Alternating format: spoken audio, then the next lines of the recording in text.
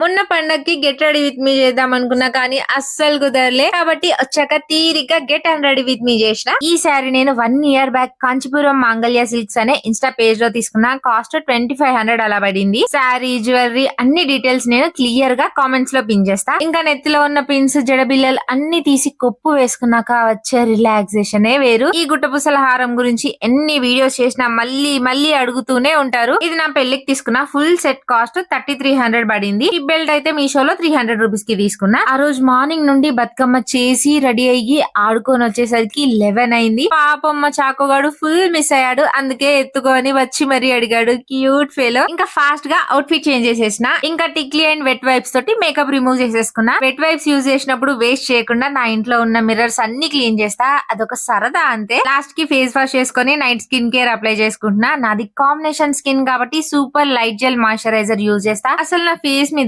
ఒక్క మచ్చ కూడా ఉండకపోతుండే. లాస్ట్ 3 months నుండి ఫుల్ డార్క్ స్పాట్స్ వచ్చాయి. దానికోసం ఈ గ్లైకో 6 క్రీమ్ యూజ్ చేస్తున్నా.